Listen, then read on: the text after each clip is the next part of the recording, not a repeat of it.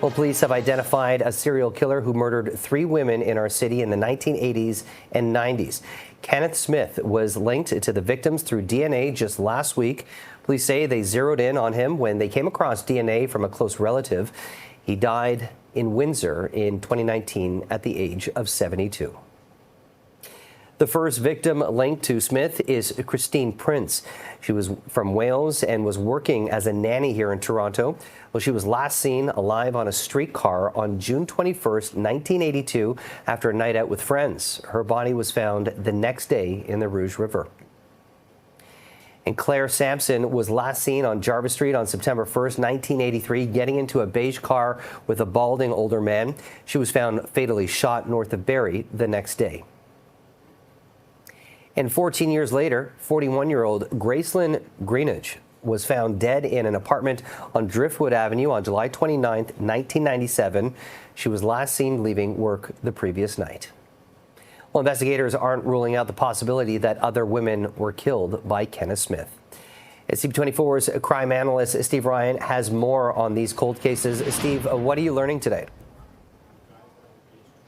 Well, first off, it's some very good police work, some tenacious police work by the investigators from both Toronto and the OPP. And let's not forget the work of the biologists at the Centre of Forensic Sciences. They do such fantastic work, and they really don't get the recognition that they deserve. So we're talking about 3 murders in 1982, 1983, and 1997.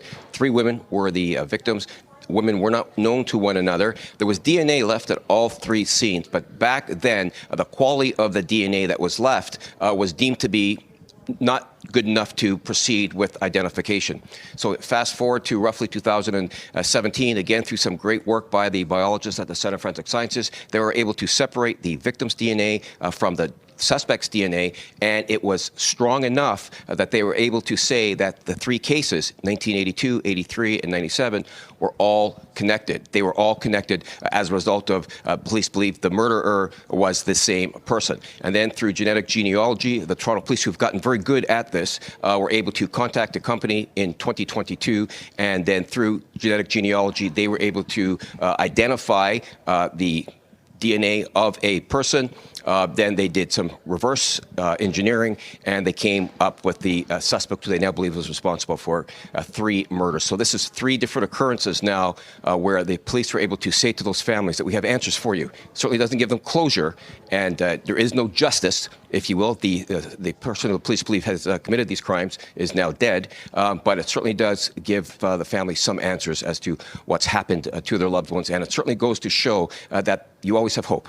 As an investigator, you always work towards trying to identify those who are responsible for those murders. And as a family member waiting for that information, there's always hope that one day you're going to get that phone call or that knock on the door. We did hear from the officer in charge of the Toronto Police cold case earlier on, and here's some of what he said. Let's listen. We know that Smith lived and worked across Toronto during the period of all 3 murders. He was born in South Porcupine, Ontario, and moved to Windsor in 2013. He was known to police and had a history of sexual assault. Based on the evidence we have today, we believe it is possible that there may be additional victims who have never been identified.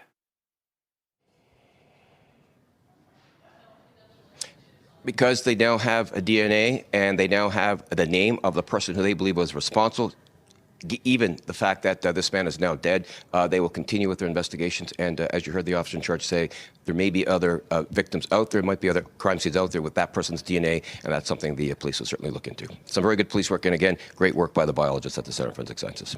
Send it back to you. Thanks for that report, Steve.